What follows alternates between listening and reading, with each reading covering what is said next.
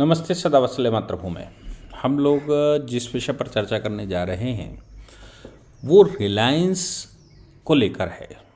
आपको याद होगा कि सत्यपाल मलिक जम्मू कश्मीर में गवर्नर थे, मतलब गवर्नर ही हुआ करते थे उस समय, गवर्नर थे।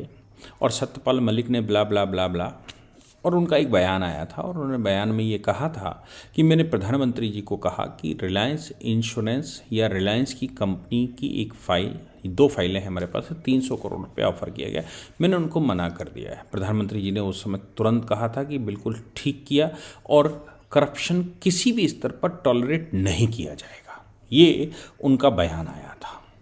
उसके बाद उनको इधर उधर शिफ्ट होना पड़ा या करा गया, 3 राज्यों के वो बने। और जहाँ तक मैं मानता हूँ कि एक जाट उपराष्ट्रपति की आवश्यकता थी, सत्यपाल मलिक उस पर फेल हो गए, क्योंकि इन्होंने तो उल्टा सरकार के ऊपर छोड़ दीजिए, इन्होंने उल्टा मोर्चा आर्मी के ऊपर खोल दिया।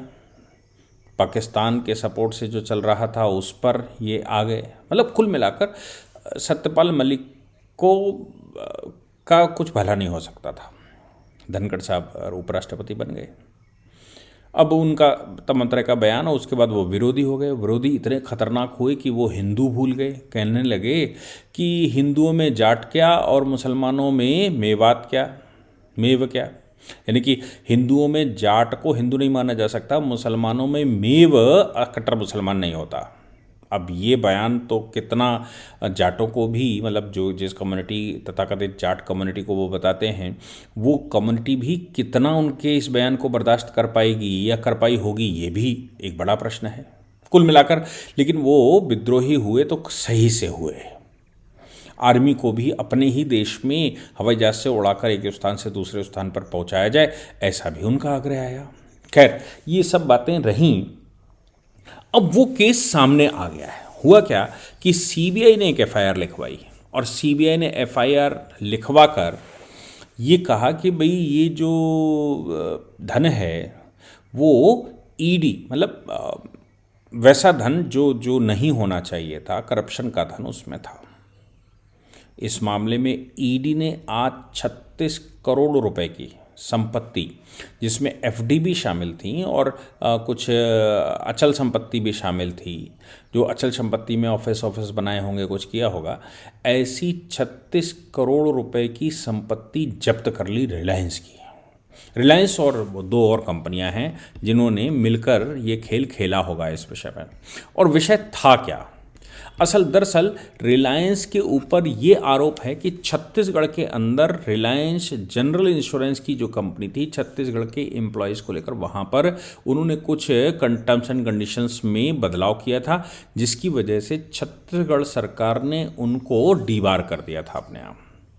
जम्मू कश्मीर में उनकी फाइलें क्लियर हों कि वो सरकारी कर्मचारियों का इंश्योरेंस उनकी कंपनी के पास हो, इसके लिए सत्यपाल मलिक का कहना था कि वो फाइल मेरे पास आई थी जिसको मैंने मना कर दिया। अब वो कब सैंक्शन हुई, कैसे सैंक्शन हुई, क्या हुआ था, ये सत्यपाल मलिक के समय पर ही हुआ था। ये भी डिस्क्लोज नहीं हुआ है, लेकिन मुझे लगता है बहुत जल्दी डिस्क्लोज हो जाएगा और सत्यपाल मलिक के ऊपर सवाल इस पर खड़े होने लगेंगे, क्योंकि सत्यपाल मलिक को भी उस समय सीबीआई ने बुलाया था।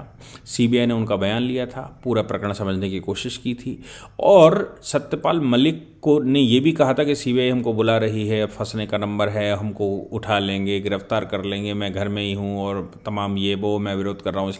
तो उस समय के जो बयान हैं सीबीआई के मामले में सत्यपाल मलिक के, वो बयान अपने आप में कह रहे हैं कि निश्चित रूप से कुछ न कुछ पीछे गड़बड़ है जो सत्यपाल मलिक के अकाउंट में जा रहा है। अकाउंट से मतलब उनके जो मानसिक खाता है या जो उनका पॉलिटिकल खाता है उसमें जा रहा है। जनरल इंश्योरेंस का जो जम्मू कश्मीर जनरल इंश्योरेंस का जो डील हुई, वो एक कंपनी ट्रिनिटी री इंश्योरेंस ब्रोकर्स है।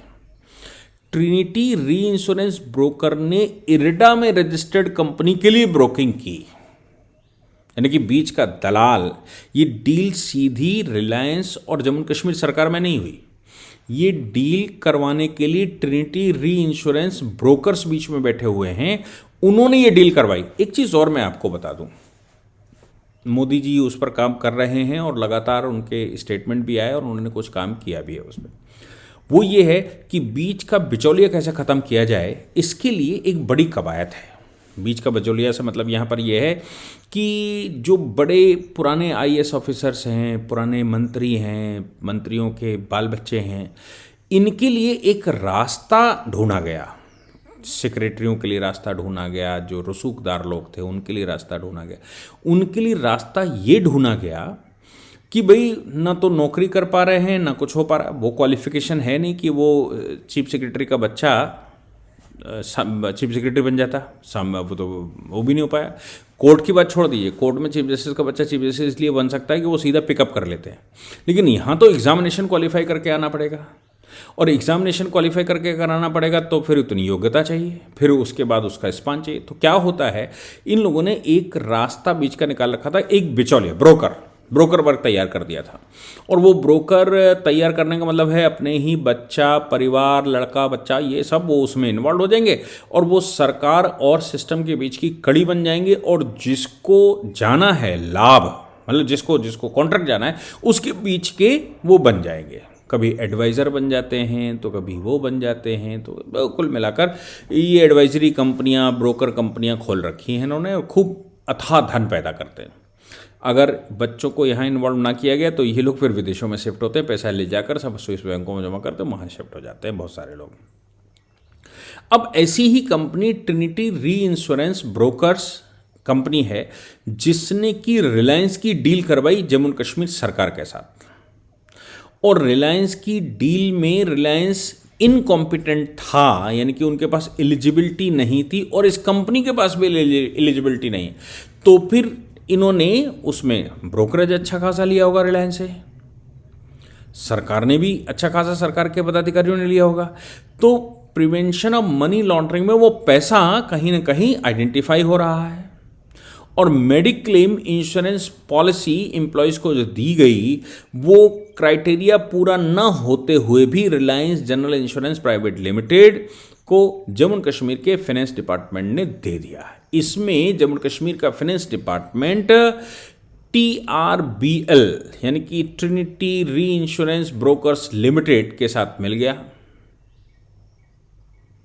मामला सामने आ गया। सामने आने के बाद CBI ने FIR लिखवा दी। FIR लिखने के बाद पैसा पकड़ा गया, पैसा दिखाई दिया, तो प्रिवेंशन ऑफ मनी लॉन्ड्रिंग का मामला है। ED ने छापे मारे और ED ने 36 करोड़ रुपए की प्रॉपर्टी जब्त कर ली। अब इसमें जो सवाल है कि ये 36 करोड़ 37 करोड़ अभी तक इस जो सतपाल मलिक 300 करोड़ की बात कर रहे थे, अब उसको समझिए।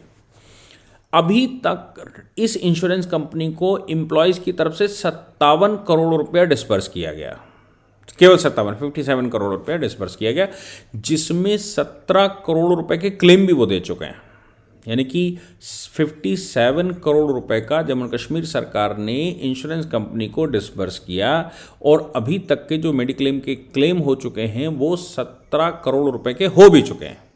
अब सत्यपाल मलिक 300 करोड़ रुपए के ब्रोकरेज की बात करते थे, तो 300 करोड़ रुपया ब्रोकरेज का मतलब हो गया, अगर साल भर में इसमें साल 2 साल 3 साल में 57 करोड़ रुपए दिए गए, तो क्या 20 साल का कॉन्ट्रैक्ट होने जा रहा था जिसमें 300 करोड़ रुपये बचता। अरे भाई, मैं रिश्वत भी मान लेता हूँ, 10% दे रहे होंगे, 20% दे रहे होंगे, 20% रिश्वत का मतलब हो गया 1500 करोड़ रुपए का कम से कम खेल होना चाहिए। और 1500 करोड़ रुपए का खेल के लिए जब 57 करोड़ रुपए केवल दिया जा रहा है, तो 1500 करोड़ रुपए का मतलब आप समझ सकते हैं। यानी कि सत्यपाल मलिक उसमें सही से अपना टाँका फिट कर रहे थे, लेकिन कहीं खेल छोटा कर बैठे हैं, हो गया है कहीं। और ये मामला 2018 से 2019 तक का है। ये उस समय गवर्नर भी हुआ करते थे उसमें, मतलब वो जो उनका स्टेटमेंट है। तो मुझे लगता है कि इस मामले में अब लोगों का जो कहना है कि अडानी को बढ़ा रहे, अंबानी को बढ़ा रहे, ये कर रहे, वो कर रहे, मोदी हैं ये बढ़ाएंगे तो, लेकिन करप्शन किसी को नहीं करने देंगे। अपनी देशी कंपनियों को बढ़ाना तो चाहिए, इसमें कोई शक नहीं।